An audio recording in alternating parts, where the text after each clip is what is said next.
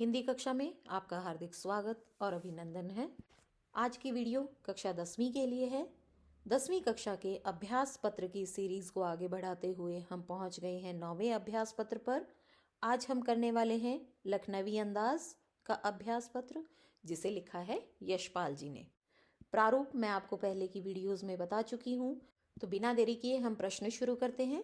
पहला प्रश्न, निम्नलिखित बहुविकल्पीय प्रश्नों के उचित विकल्प चुनकर अपनी उत्तर पुस्तिका में लिखिए।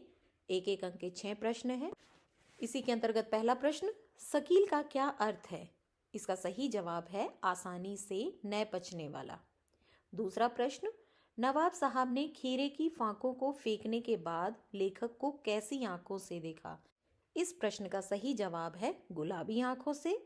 इसमें आप कंफ्यूज मत होना, क्योंकि नवाब साहब ने खीरे की फांकों को फेंकने के बाद लेखक को देखा था गुलाबी आंखों से, लेकिन नवाब साहब ने खीरे की फांकों को देखा था सतृष्ण आंखों से। नवाब साहब ने सतृष्ण आंखों से नमक मिर्च के संयोग से चमकती खीरे की फांकों को देखा। तीसरा प्रश्न, लखनऊ के खीरे की क्या विशेषता है? लखनऊ के खीरे की विशेषता है कि वो लजीज होता है। यहाँ पर विशेषता पूछी है कि खीरे की विशेषता है कि वो लजीज होता है, और यदि खीरा पूछा जाए तो वो है बालम खीरा। चौथा प्रश्न, ज्ञान चक्षु खुलना का क्या अर्थ है? इसका सही जवाब है ज्ञान होना। पांचवा प्रश्न, लेखक ने खीरा खाने से मना क्यों किया? अपना आत्मसम्मान बनाए रखने के लिए। छठा प्रश्न, लेखक ने नवाब साहब के व्यवहार को देखकर नई कहानी के बारे में क्या सोचा? लेखक सोचते हैं कि कहानी बिना विचार, घटना और पात्रों के क्यों नहीं बन सकती। गद्यांश पर आधारित प्रश्नोत्तर देखिए। एक एक अंक के 5 प्रश्न हैं। पहले गद्यांश पढ़ती हूँ। नवाब साहब ने सतृष्ण आंखों से नमक मिर्च के संयोग से चमकती खीरे की फांकों को देखा। ऊपर मैंने एमसीक्यूज बताया था कि नवाब साहब ने खीरे की फांकों को देखा सतृष्ण आंखों से, लेकिन लेखक को देखा गुलाबी आंखों से। खिड़की के बाहर देखकर दीर्घ निश्वास लिया। खीरे की एक फांक उठाकर होठों तक ले गए। फांक को सूंघा। स्वाद के आनंद में पलकें मूंद गई। मुंह में पानी भर आया। पानी का घूंट गले से उतर गया। तब नवाब साहब ने फांक को खिड़की के बाहर छोड़ दिया। नवाब साहब खीरे की फांकों को नाक के पास ले जाकर वासना से रसा स्वादन कर खिड़की से बाहर फेंकते गए। नवाब साहब ने खीरे की सब फांकों को खिड़की से बाहर फेंककर तौलिए से हाथ और होंठ पोंछ लिए और गर्व से गुलाबी आंखों से हमारी ओर देख लिया, मानो कह रहे हो यह है खानदानी रईसों का तरीका। इस पर आधारित प्रश्नोत्तर देखिए। नवाब साहब ने खीरे की फांकों को देखकर और सूंघकर किस प्रकार की प्रतिक्रिया की? नवाब साहब ने खीरे की फांकों को सतृष्ण दृष्टि से देखा, उन्हें होठों तक लेकर गए, सूंघा, उसके स्वाद की कल्पना की, उस कल्पना में खो गए और फिर बाद में उन्हें खिड़की के बाहर फेंक दिया। ख प्रश्न, खीरे की फांक को सूंघने और खिड़की से बाहर फेंकने के पीछे नवाब साहब के व्यवहार को कैसे समझा जा सकता है? नवाब साहब का यह व्यवहार उनके बनावटी शान शौकत और खानदानी ठाठ बाट का प्रदर्शन करता है। वे दिखाना चाहते थे कि अमीर लोग केवल स्वाद की कल्पना से ही संतुष्ट हो सकते हैं और ऐसी साधारण चीजों को खाने की भी जरूरत नहीं समझते। ग प्रश्न, गद्यांश में नवाब साहब के कार्यों से उनकी किस विशेष मानसिकता या आदत का संकेत मिलता है? नवाब साहब की मानसिकता कैसी थी? दिखावे की। वो कैसा दिखावा करना चाहते थे कि वो बहुत ज्यादा अमीर है और बनावटी तौर तरीकों का प्रदर्शन कर रहे थे। घ प्रश्न, नवाब साहब ने खीरे की फांकों के साथ अपने व्यवहार को गर्व से क्यों प्रदर्शित किया?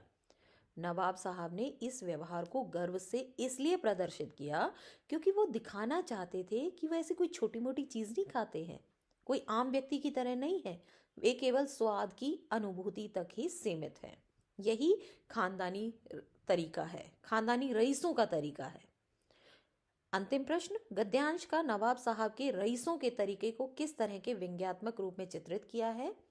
गद्यांश में दिखाया गया है कि नवाब साहब जैसे अमीर लोग वास्तविकता में दिखावे और बनावटी शान शौकत में उलझे रहते हैं।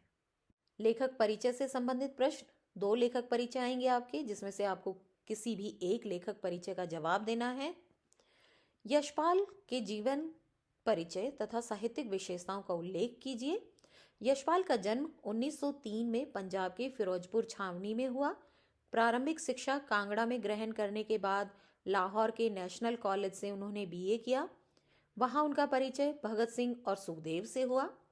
स्वाधीनता संग्राम की क्रांतिकारी धारा से जुड़ाव के कारण वे जेल भी गए। उनकी मृत्यु सन 1976 में हुई। यशपाल की रचनाओं में आम आदमी के सरोकारों की उपस्थिति है। वे यथार्थवादी शैली के विशिष्ट रचनाकार हैं। सामाजिक विषमता, राजनैतिक पाखंड और रूढ़ियों के खिलाफ उनकी रचनाएं मुखर हैं। उनके कहानी संग्रह में ज्ञानदान, तर्क का तूफान, पिंजरे की उड़ान, वादुलिया, फूलों का कुर्ता उल्लेखनीय है। उनका झूठा सच उपन्यास भारत विभाजन की त्रासदी का मार्मिक दस्तावेज है। अमिता, दिव्या, पार्टी कामरेड, दादा कामरेड, मेरी तेरी उसकी बात उनके प्रमुख उपन्यास हैं। भाषा की स्वाभाविकता और सजीवता उनकी रचनागत विशेषता है। 2-2 अंक के 2 प्रश्न देखिए। लखनवी अंदाज कहानी का मुख्य उद्देश्य क्या है? लखनवी अंदाज पाठ में लेखक ने उस पतनशील सामंती वर्ग पर करारा व्यंग्य किया है जो बनावटी जीवन शैली के आदी हैं। नवाब होने के बावजूद भी वह पैसे बचाने के लिए सेकंड क्लास के डब्बे में यात्रा करते हैं। खीरे जैसी मामूली अपदार्थ वस्तु को खाने में अपमान समझते हैं और सूंघ कर ही खिड़की के बाहर फेंक देते हैं और बाद में रसास्वादन के माध्यम से ये दिखाते हैं खीरे जैसी अपदार्थ वस्तु को खाना उचित नहीं समझते। नवाब साहब का यह व्यवहार उचित नहीं है। दूसरा प्रश्न, लेखक ने सोचा बिना विचार, घटना और पात्रों के इच्छा मात्र से नई कहानी बन सकती है। इस कथन का गहराई से विश्लेषण करें और बताएं कि यह कथन लेखन और रचनात्मकता के लिए क्या महत्व रखता है। कथन जो ऊपर दिया गया है, कौन सा कथन है? बिना विचार, घटना और पात्रों के इच्छा मात्र से नई कहानी बन सकती है। लेखक की रचनात्मकता और लेखन प्रक्रिया पर व्यंग्यात्मक टिप्पणी है। यह कथन दर्शाता है कि एक लेखक के लिए केवल लिखने की इच्छा पर्याप्त नहीं होती। एक अच्छी कहानी के लिए ठोस विचार होने चाहिए, घटनाएं होनी चाहिए और पात्र अवश्य होने चाहिए। इस कहानी में लेखक स्वयं एक कहानी के बारे में सोचने की योजना बना जरूर रहे थे, लेकिन जब उन्हें असामान्य परिस्थिति में नवाब साहब का व्यवहार देखने को मिला तो खुद ब खुद एक रोचक कहानी का विषय बन गया। नवाब साहब का खीरे खाने का अनोखा तरीका, उनकी झिझक, दिखावटी रईसी और सफर में उनकी असहजता लेखक को यह सोचने पर मजबूर कर देती है कि वास्तविक अनुभव और घटनाएं ही कहानियों को जन्म देती हैं। नवाब साहब का यह दिखावा कि खीरे की महक से ही उनका पेट भर सकता है, लेखक को यह एहसास दिलाता है कि यदि केवल इच्छा से पेट नहीं भरा जा सकता तो बिना ठोस विचार, घटनाओं और पात्रों के केवल इच्छा मात्र से कहानी भी नहीं बन सकती। इस अध्याय में कुछ ऐसे शब्दार्थ भी दिए गए हैं जो पूर्व की परीक्षाओं में भी आ चुके हैं, उन्हें भी दोहरा लेते हैं। मुफस्सिल, केंद्रस्थ नगर के इर्द गिर्द के स्थान को मुफस्सिल कहा जाता है। सफेद पोश का क्या अर्थ है? भद्र व्यक्ति। किफायत मतलब समझदारी से उपयोग करना। इसके बाद एहतियात है, सावधानी। सफुरण का अर्थ है फड़कना या हिलना। प्लावित, पानी भर जाना। पनियाती, रसीली। मेदा, अमाशय। तस्लीम, सम्मान में। सिर खम कर लेना, सिर झुकाना। अब इसके आगे के शब्दार्थ बहुत महत्वपूर्ण है। तहजीब, शिष्टता। नफासत, स्वच्छता। नजाकत, कोमलता।